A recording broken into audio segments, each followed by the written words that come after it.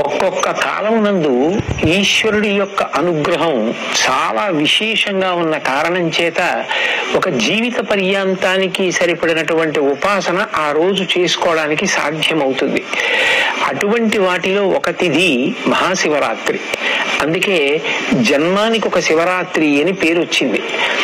ఆ మహాశివరాత్రి మాఘమాసంలో వచ్చేటటువంటి కృష్ణ పక్షంలో అర్ధరాత్రి వేళటికి చతుర్దశి పరివ్యాప్తమైతే దాన్ని మహాశివరాత్రి అని పిలుస్తారు. మనకి దక్షిణాయనం ఉత్తరాయణం రెండు ఆయనములు. ఇందులో శ్రావణ మాసంలో బహుళపక్షంలో వచ్చేటటువంటి అష్టమి తిథి నాటి అర్ధరాత్రి వేళ కరచరణాదులతో కృష్ణ పరమాత్మ ఆవిర్భవించారు. ఆయన అర్ధరాత్రి రావడానికి కారణం జగద్గురువై లోకమునకు అజ్ఞానపు చీకట్లు పోగొట్టి దేశకాలములతో సంబంధం లేకుండా అందరూ తరించడానికి వీలైనటువంటి ప్రస్థానత్రయంలో ఒకటైనటువంటి భగవద్గీతని ఇచ్చారు. మళ్ళీ అక్కడ నుంచి 6 నెలలు లెక్క పెడితే మాఘమాసం వస్తుంది. శ్రావణం నుంచి భాద్రపదం, ఆశ్వీజమాసం, కార్తీకం, మార్గశీర్షం, పుష్యం, మాఘం. ఈ 6 నెలల్లో 6వదైనటువంటి మాఘమాసంలో వచ్చినటువంటి కృష్ణపక్ష చతుర్దశి అర్ధరాత్రి వేళ పరమశివుడు లింగాకారంగా ఆవిర్భవించాడు. అది ఎంత పెద్ద లింగము అంటే యజుర్వేదం దాని గురించి మాట్లాడింది. ఆ పాతాళ నభస్థలాంత భవన బ్రహ్మాండ మావిస్ఫురత్ జ్యోతిస్పాటిక లింగమౌళి విలసత్ పూర్ణేందు వాంతామృతై అస్తోకాప్లుతమేకమీశమనిశం రుద్రాను వాకాన్ జపన్ ధ్యాయేత్ ఈప్సిత సిద్ధయే ధ్రువపదం విప్రోభిషించేచ్చివం బ్రహ్మాండ వ్యాప్త దేహ భసిత హిమరుచాభా సమానా భుజంగై కంఠే కాళాః కపర్దా కలిత శశికళాశ్చండ కోదండహస్తా త్రిక్షా రుద్రాక్షమాలా సులలిత వపుష శాంభవా మూర్తిభేదా రుద్రాశ్రీ రుద్రసూక్త ప్రకటిత విభవాన ప్రయచ్చస్తు సౌఖ్యం అంది. పాతాళం కన్నా కింద నుంచి పైన ఉన్నటువంటి అంతరిక్షం కన్నా ఇంకా పై వరకు ఒక జ్యోతిర్లింగము ఆవిర్భవించింది. అర్ధరాత్రి వేళ బాగా కంటిని ఆకర్షించేది ఏది అంటే జ్యోతి. శ్రావణ మాసంలో అర్ధరాత్రి వేళ జ్యోతి స్వరూపుడై జగదాచార్యుడై కరచరణాదులతో కృష్ణ పరమాత్మ వచ్చారు. 6 నెలల తరువాత అర్ధరాత్రి వేళ కరచరణాదులు లేవు, కానీ ఒక రూపం ఉన్నది. అందుకే అరూపరూపి అంటారు శివలింగాన్ని. అంత పెద్ద శివలింగం జ్యోతి స్వరూపంతో ఆవిర్భవించింది. అంత పెద్ద జ్యోతి స్వరూపమైనటువంటి జ్యోతిర్లింగం కనుక అది అజ్ఞానపు చీకట్లు పోగొడుతుంది. అటువంటి శివలింగం ఆవిర్భవించినటువంటి రోజు ఏది ఉన్నదో దానినే మహాశివరాత్రి అని పిలుస్తారు. మనకి ఒక్కొక్క తిథిని ఎలా చేసుకోవాలి అన్నదానికి ఋషిప్రోక్తమైనటువంటి కల్పం ఉంటుంది. మహాశివరాత్రి ఉపవాసము జాగరణ రెండిటినీ కూడా చేసేటటువంటి తిథి. అందుకే ఆ రోజు తెల్లవారుజామున అంటే బ్రాహ్మీ ముహూర్తంలో నిద్రలేచి నిత్యకర్మానుష్ఠానం పూర్తి చేసుకుని చక్కగా పరమశివుణ్ణి విశేషమైనటువంటి ఆరాధన చేస్తారు. ఉపవాసం ఉంటారు. ఉపవాసము అన్న మాటకు అర్థం ఏమిటంటే ఎటువంటి సాత్వికమైన పదార్థాన్ని తీసుకుంటే కనురెప్ప పడిపోకుండా నిద్ర రాకుండా మనసు భగవంతుని పాదముల యందు నిలబడుతుందో అటువంటి ఆహారమును పరిమితంగా తీసుకుని శరీరాన్ని భగవంతుని యొక్క ఉపాసన యందు నిలబెట్టుకోవడానికి యోగ్యంగా సిద్ధం చేసుకుంటారు. కంటికి కడుపుకి దగ్గర సంబంధం. కడుపు నిండా తినేసామనుకోండి కనురెప్ప పడిపోతుంది. మనసు బాగా సత్వగుణంతో నిలబడాలి అంటే ఉపవాసము, భగవంతుడికి దగ్గరగా నిలబడాలి అంటే దానికి వీలైనటువంటి మార్గంలో సాత్వికమైనటువంటి ఆహారాన్ని పరిమితంగా తీసుకుంటారు. ఏదో కాసిని పాలు, కొద్దిగా పండు ముక్కలు ఇటువంటివి తీసుకుని సత్వగుణంతో మనసు నిలబెట్టి తద్వారా భగవంతుని యొక్క ఆరాధన చేసి 5 జ్ఞానేంద్రియములను మార్చి మార్చి భగవంతుని యొక్క ఆరాధన యందు ఉపయోగిస్తారు. దాన్ని ఉపవాసము అని పిలుస్తారు. ఏ కారణం చేతనైనా శరీర ఆరోగ్యం అనుమతించకపోతే వైద్యుని సలహా మేరకు ఆహారం తీసుకున్నా వచ్చేటటువంటి ఇబ్బంది ఉండదు. వైద్యుడే శివస్వరూపం, ప్రథమో దైవ్యోభిషకౌ అంటుంది యజుర్వేదం. శివుని యొక్క మొదటి రూపం వైద్యుడు. ఆ వైద్యుడే నువ్వు ఆహారం తిను అన్నాడు అనుకోండి, అప్పుడు తిన్నా వచ్చిన దోషం ఏం లేదు. తినకుండా ఉండగలిగితే సాత్విక ఆహారం తీసుకుని శరీరం నిలబడడానికి కావలసినంత పుచ్చుకోవచ్చు. 5 ఇంద్రియములను మార్చి మార్చి శివారాధన యందు ఉపయోగిస్తాడు.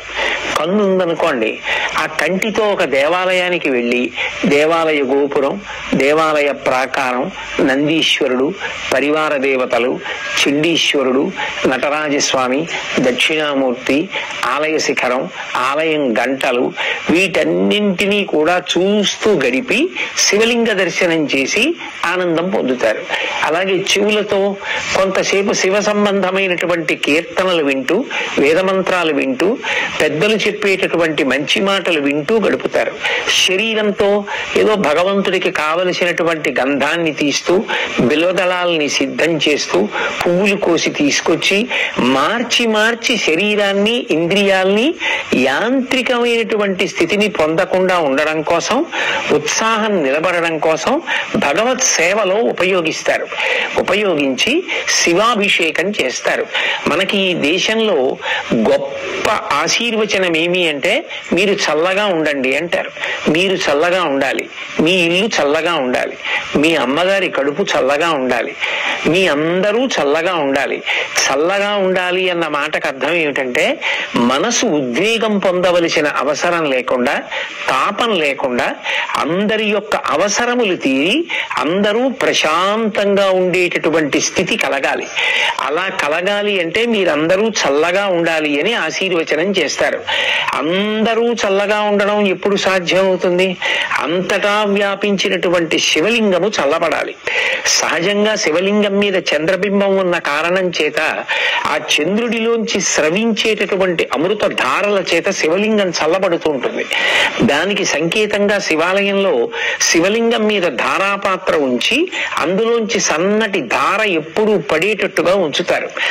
మనం కూడా ఆ రోజున పార్థివలింగం చేసి కానీ, శివాలయంలో ఉండేటటువంటి శివలింగాలకి కానీ అభిషేకం చేశామనుకోండి, దాని చేత శివలింగాలు చల్లబడతాయి. లింగం చల్లబడింది అన్న మాటకు అర్థం ఏంటంటే, ఒక్క నా ఊరు, నా కుటుంబం, నా వీధి కాదు, అందరూ చల్లగా ఉండాలి. ప్రపంచంలో ఉన్న వాళ్ళందరూ చల్లగా ఉండాలి. ఎవరి మధ్య వైషమ్యాలు ఉండకూడదు. అందరూ ప్రశాంతంగా ఉండాలి. మనిషి ఉద్వేగపడడానికి కారణం ఆకలి. ఆకలి వేసి అన్నం దొరకకపోయినా ధర్మం నిలబడదు. ఆకలితో ఉన్న ప్రజలు ధర్మాన్ని పాటించమంటే ఎలా పాటిస్తారు? నీరు దొరకకపోతే ధర్మం నిలబడదు. అందుకే అందరి అవసరాలు తీరాలి. తీరాలంటే భగవదనుగ్రహంతో పడవలసినటువంటి వర్షములు సకాలంలో పడాలి. శం ద్విపదే, శం చతుష్పదే. 2 కాళ్లున్న ప్రాణులే కాదు, 4 కాళ్లున్న ప్రాణులు కూడా కడుపు నిండా ఆహారం తిని అంతటా చల్లబడి అందరూ చల్లగా సంతోషంగా ఉండాలి. ధర్మ మార్గంలో నడవాలి. ఎవరు ఎవరిని చెనకకూడదు. దాని వలన శాంతి కలగాలి. అటువంటి స్థితి కలగాలి అంటే అది కేవలం ఏదో ఒక విషయాన్ని చేస్తే కుదిరేది కాదు. శివలింగాన్ని ఆరాధన చేసి ఆ కాలమునందు శివలింగానికి అభిషేకం చేస్తే ఆ శివలింగం చల్లబడితే లోకమంతా చల్లబడుతుంది. అందరి కోరికలు తీరుతాయి. అందుకే లోకమంతా చల్లగా ఉండడానికి అందరూ తమ వంతుగా చేసేటటువంటి ఆరాధన మహాశివరాత్రి. అటువంటి మహాశివరాత్రి నాడు చక్కగా శివలింగ ఆరాధన చేసి శివానుగ్రహం పొందడము అంటే కొన్ని కోట్ల జన్మలుగా వస్తున్నటువంటి అజ్ఞానపు చీకట్లు విచ్చిపోయి ఈశ్వరానుగ్రహం చేత ఆ జ్ఞానం అనేటటువంటి జ్యోతి లోపల వెలుగుతుంది. ఆ జ్ఞానము కలిగితే ఇక మళ్ళీ పుట్టవలసిన అవసరాన్ని పోగొట్టుకుంటాడు. అందుకే జన్మానికి ఒక్క శివరాత్రి అయినా చెయ్యండి అంటారు. ఒక బిల్వదళంతో అర్చన చేయడం, తుమ్మి పూలతో అర్చన చేయడం, పంచామృతాలతో అభిషేకం చేయడం, అలాగే ఆ కాలమునందు దొరికేటటువంటి పుష్పములను సేకరించి ఈశ్వరార్చన చెయ్యడం, భాగవతులందరూ కూర్చుని చక్కగా భజన చేసుకోవడం ఇవన్నీ కూడా మహాశివరాత్రి నాడు విధింపబడినటువంటి విశేషాలు. దీనితో పాటుగా జాగరణ అనేటటువంటిది మిగిలినటువంటి ఏ తిథి నాడు కనపడనిది ఒక్క మహాశివరాత్రి నాడే కనపడుతుంది. జాగరణ అన్న మాటకు అర్థం ఏమిటంటే మెలకువగా ఉండుట. సాధారణంగా మనందరం మెలకువగా ఏ తిథి ఎప్పుడు ఉంటాం? పగటి వేళ మెలకువగా ఉంటాం. రాత్రి వేళ నిద్రపోవడం విధింపబడింది. నిద్రపోవాలి తప్ప నిద్రపోకుండా తెలివిగా ఉండకూడదు. కానీ ఒక్క మహాశివరాత్రి నాడు మాత్రం జాగరణ చేస్తారు. జాగరణ అంటే కేవలం తెలివిగా ఉండడం, కేవలం నిద్రపోకుండా ఉండడం అని కాదు దాని అర్థం. జాగరణ చేస్తున్నాడు అన్న మాటకు అర్థం ఏమిటంటే ఆ రోజున మెలకువగా ఉన్నాడు అంటే తనని తాను పరిశీలిస్తున్నాడు, జాగ్రత్త పడుతున్నాడు. ఎందుకు మెలకువగా ఉన్నాడు అంటే ఏదైనా తనని పట్టుకోకూడనిది వచ్చి పట్టుకుంటుందేమో అని జాగ్రత్త పడుతున్నాడు. ఎక్కడి నుంచి వచ్చి పట్టుకుంటుంది? ఏదో బయట నుంచి వచ్చి పట్టుకునేది కాదు. కొన్ని కోట్ల జన్మల నుంచి మళ్లీ పుట్టి మళ్లీ చచ్చి మళ్లీ పుట్టి మళ్లీ చచ్చి జనన మరణ చక్రమనందు తిరగడానికి కారణం అరిషడ్వర్గములకు వశం కావడం. కామక్రోధ లోభ మద మోహ మాత్సర్యములనేటటువంటి 6 శత్రువులు ఎక్కడో ఉండరు. కామక్రోధశ్చ లోభశ్చ దేహే తిష్టంతి తస్కరాహ జ్ఞానరత్నాపహారాయ తస్మాత్ జాగ్రత్త జాగ్రత్త అంటారు. ఎప్పుడూ జాగ్రత్తగా ఉండు. అవి ఎప్పుడు పైకి లేస్తాయో తెలీదు. కామము, క్రోధము, లోభము, మదము, మోహము, మాత్సర్యము అనబడేటటువంటి 6 శత్రువులు కొంచెం ధ్యానం చేసి కొంచెం భక్తిగా ఉందామని ప్రయత్నం చేసేటప్పటికి లోపల నుంచి ఆ శత్రువు పైకొచ్చి ఆ ఉపాసనని ధ్వంసం చేసి మనిషిలో రాక్షసత్వం కలిగేటట్టు చేస్తాడు. ఒక రాత్రంతా జాగరణ చేయడము అన్న మాటకు అర్థం ఏమిటంటే ఇటువంటివి తన దరికి చేరకుండా ఉండడానికి జాగ్రత్త పడడాన్ని అభ్యాసం చేస్తాడు. వీటన్నిటికీ విరుగుడేమిటి అంటే అవి మనని పట్టుకున్నాయి, మనం దాన్ని పట్టుకోలేదు. కామం నన్ను పట్టుకుంది, కామాన్ని నేను పట్టుకోలేదు. కోపం నన్ను పట్టుకుంటుంది, కోపాన్ని నేను పట్టుకోలేదు. లోభం నన్ను పట్టుకుంది, నేను లోభాన్ని పట్టుకోలేదు. అవి నన్ను వదిలిపెట్టాలంటే దానికి పరిష్కారం ఏమిటంటే ఏది చూస్తే దానికి చికాకు కలుగుతుందో అది కనపడితే అది వదిలేస్తుంది. ఉదాహరణకి జలగ పట్టుకుంది అనుకోండి, నిత్తురు తాగేస్తూ ఉంటుంది. మీరు జలగ పట్టుకుందని దాన్ని వదిలించుకుందామని పట్టుకుని లాగారనుకోండి, సాగుతుంది తప్ప వదలదు. అందుకే వీడు జలగలా సాగుతున్నాడు రా అంటారు. అప్పుడు ఏం చేస్తారు? జలగ ఎక్కడ పట్టుకుందో అక్కడ ముగ్గు తీసుకొచ్చి వేస్తారు. జలగ నోటి దగ్గర ముగ్గు వేస్తే దానికి ఆ ముగ్గు అంటే పరమ అసహ్యం, వెంటనే వదిలిపెట్టి కింద పడిపోతుంది. ముగ్గు తగిలితే జలగ వదిలిపెట్టేసినట్టు భగవత్ సంబంధమైన విషయములు ఏవి లోపలికి వెడుతున్నా ఇవి పైకి లేవవు. అగ్ని పైకి లేస్తోందనుకోండి, దీప్తమగ్ని వివాంభస అంటారు. నీరు పోసారనుకోండి అగ్ని చల్లారిపోతుంది. నెయ్యి పోస్తే అగ్ని పైకి లేస్తుంది. కోరికలు తీర్చుకున్న కొద్దీ కోరికలు విజృంభిస్తాయి. నాకు కోపం ఎక్కువ అండి అని అదేదో గొప్ప అనుకుంటే కోపం ఎక్కువే అవుతుంది.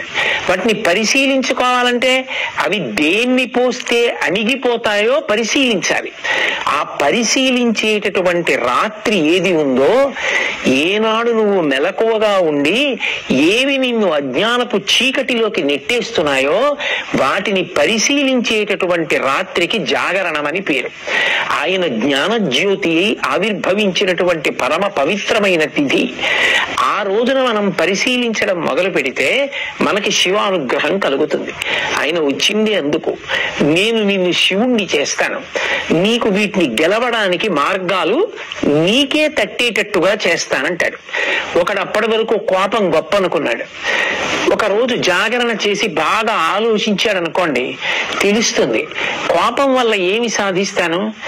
ఒకవేళ నేను బలవంతుడనై కోపము చేత అవతలవాణ్ణి శాసించినా అది తాత్కాలికం, వాడు మళ్ళీ ఎప్పుడోప్పుడు తిరగబడతాడు. కానీ ప్రేమ చేత జయించింది శాశ్వతం. అందుకే కోపం కన్నా ప్రేమ గొప్పది అని తెలుసుకున్నాడు.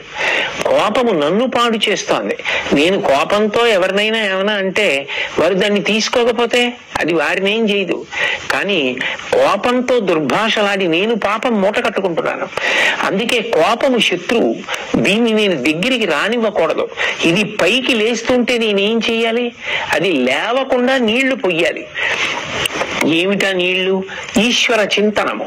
నేను వెంటనే ఓ గదిలోకి వెళ్ళి కూర్చుని భగవంతుడి గురించి ఆలోచించడం మొదలు పెట్టాను అనుకోండి, ఆయన లోకం కోసం హాలాహలాన్ని భక్షించి అందరూ దేన్ని నిరసిస్తారో దాన్ని తీసుకెళ్లి నెత్తి మీద పెట్టుకున్నాడు.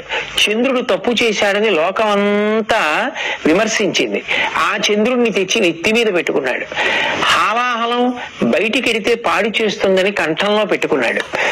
మనం కూడా భగవంతుణ్ణి చూసి మంచిని నేర్చుకోవాలి. ఓ నేను కూడా శివుళ్ళ బతకాలి. ఏది లోకాన్ని పాడు చేస్తుందో అది మాట్లాడకూడదు, కంఠంలో దాచుకోవాలి. ఎంత తప్పు చేసిన వాడైనా మారతాను అని వచ్చినప్పుడు నెత్తి మీద పెట్టుకోవాలి తప్ప ఎప్పుడో తప్పు చేశావని దూరం పెడితే మారే అవకాశం ఎలా కలుగుతుంది? శివారాధన చేస్తాడు అన్న మాటకు అర్థం ఏమిటంటే శివుళ్ళ బ్రతకడం అలవాటు అవుతుంది. జాగరణ చేశాడు అన్న మాటకు అర్థం ఏంటంటే చీకటి పడిందని పడుకున్నాడు తలుపులేసుకొని. ఆ రోజు పడుకోలేదు, మెలకువగా ఉన్నాడు. ఆ చీకటిని గెలవడానికి కారణాలు వెతికాడు. నన్ను అజ్ఞానపు చీకటిలోకి తోసేస్తున్న అరిషడ్వర్గములను నేను ఎలా గెలవాలి? బాగా భగవంతుని యందు మనసు పెట్టాడు, ధ్యానం చేశాడు, మంచి గ్రంథ పఠనం చేశాడు, శివారాధన చేశాడు, అర్ధరాత్రి కూడా అభిషేకం చేశాడు, పెద్దల మాటలు విన్నాడు, కీర్తనలు విన్నాడు, ఆలోచించాడు, పూజ చేశాడు. మనసుని మార్చి మార్చి ఇంద్రియములతో కలిపి భగవంతుని యొక్క పాదముల దగ్గర పెట్టగా అరిషడ్వర్గములను గెలవడానికి కావలసినటువంటి మార్గములు ఇక్కడే ప్రచోదనమవుతాయి. ఇప్పుడు ఆ అరిషడ్వర్గములను గెలవడం చేతనైంది. ఆయన ఎవరవుతాడు? పశువు పశుపతి అయిపోయాడు. ఎందుకని?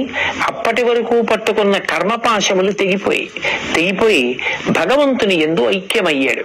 చిరంజీవన్నేవ క్షపిత పశుపాశం వ్యతికర పరానందాభిక్యం రసయతి రసం తద్భజనవాన్ అంటారు శంకర భగవత్పాదుల సౌందర్యలహరిలో. ఆ భగవంతుని యొక్క అనుగ్రహం కలిగితే కర్మపాశములు తెగిపోతే పశుత్వం పోయి పశువు పశుపతి యందు ఐక్యమయ్యాడు. అలా ఉపాసన చేయడానికి యోగ్యమైన రోజు. ఎందుకని? ఆయనే జ్ఞానజ్యోతిగా ఆవిర్భవించాడు. యావత్ బ్రహ్మాండం నిండిపోయేటటువంటి జ్యోతిర్లింగంగా వచ్చాడు. ఈ రోజున ఎవరు నన్ను ఉపాసన చేస్తారో, ఎవరు జాగరణ చేస్తారో వాళ్ళని నేను అనుగ్రహిస్తానన్నాడు. 84 లక్షల జీవరాశులలో దేశకాలములను తెలుసుకొని ఆ తిథి యొక్క గొప్పతనాన్ని తెలుసుకొని ఉపాసన చెయ్యగలిగినటువంటి శక్తి ఎవరికి ఉంటుంది? ఒక్క మనుష్య ప్రాణికే ఉంటుంది. అందుకే జంతువునాం నరజన్మ దుర్లభం. అటువంటి నరజన్మ ఎత్తిన తరువాత మరి మహాశివరాత్రి లాంటి పర్వదినాన్ని విడిచిపెట్టేసుకుంటే దాని వలన ఎంత ఉపాసన కోల్పోయాం. ఒక జన్మంతా చెయ్యవలసిన సాధన ఒక్క శివరాత్రి నాడు చేస్తే చాలు. అది కాలమునందు కలిసి వచ్చేటటువంటి సమయం. పిల్లవాడు సంవత్సరం అంతా ఎంత కష్టపడి చదివాడు పక్కన పెట్టండి. పరీక్షకి వెళ్ళి రాయడం మొదలుపెట్టిన తర్వాత దూరంగా ఎక్కడి నుంచో వాడికి ఇష్టమైన పాటలు వినపడుతున్నాయి. ఆ ఒక్క 2 గంటలే వాడు పరీక్ష మీద దృష్టి వదిలిపెట్టి పాటల మీద దృష్టి పెట్టాడు. ఏమైంది? సంవత్సర ఫలితం పోయింది. సంవత్సరంలో కొంత భాగం బాగా చదువుకున్నాడు, కానీ ఇప్పుడు ఆ పాటలు వినకుండా ఇప్పుడు దీని మీద దృష్టి పెట్టాడు. ఎవడు ఆ సమయంలో దృష్టి పెట్టాడో వాడు సంవత్సరం అంతా బాగా చదువుకుని పరీక్షలో పాటల మీద దృష్టి పెట్టిన వాడికన్నా ఎక్కువ ఫలితాన్ని సంపాదిస్తాడు. ఆ కాలమునందు విలువ ఉంటుంది. పరీక్ష ఆ కాలమునకు ఒక విలువ, ప్రాతకాలము దానికి ఒక విలువ, మధ్యాహ్నము దానికి ఒక విలువ, సాయంత్రము దానికి ఒక విలువ. ఒక సంవత్సరం మొత్తానికి కాదు, ఒక జీవితం మొత్తానికి నరజన్మకి అత్యంత గొప్ప తిథి ఏది అంటే మహాశివరాత్రి. ప్రతి నెల మాస శివరాత్రి వస్తుంది. దాన్ని మహత్శబ్దంతో పిలిచారు. మహాశబ్దంతో పిలువబడినటువంటి తిథులు మీకు కనపడవు. మహాశివరాత్రి అంటే ఇక ఇంతకన్నా నువ్వు ఉపాసన చేయడానికి తేలికైనటువంటి రోజు రాదు. అందుకే ఆ రోజు మీరు తెలిసి చెయ్యండి, తెలియక చెయ్యండి. కొన్ని కోట్ల కోట్ల రెట్ల ఫలితాన్ని భగవంతుడు అనుగ్రహించేస్తాడు. ఏదో ఎవరో శివరాత్రి ఏదో భగవంతుడి దగ్గరికి వెడదాం ఇవన్నీ ఆలోచించలేదు. ఆయన ఆవు కట్టుకొయ్యి నుంచి పలుపు తప్పించుకు పరిగెత్తింది, ఆయన ఆవు కోసం పరిగెత్తాడు. ఆవు శివాలయంలో దూరింది, ఆయన దూరాడు. ఆవు శివాలయం చుట్టూ తిరిగింది, ఈయన ఆవు కోసం తిరిగాడు. ఆవు బయటికి పోయింది, ఈయన బయటికి పోయాడు. కానీ ఈశ్వరుడు అంటాడు, ఇవాళ మహాశివరాత్రి, నువ్వు తెలిసి వచ్చావో తెలియకొచ్చావో నాకు అనవసరం. ఆవు కోసం వచ్చావో దూడ కోసం వచ్చావో నా చుట్టూ తిరిగావు కదా, నువ్వు ఇవాళ చేసిన ప్రదక్షిణాన్ని కోట్లతో హెచ్చించి నీకు ఫలితాన్ని ఇస్తున్నానంటాడు. అంటే ఒక్కొక్క కాలమునందు చేసేటటువంటి ఉపాసనకి అంత శక్తి ఉంటుంది.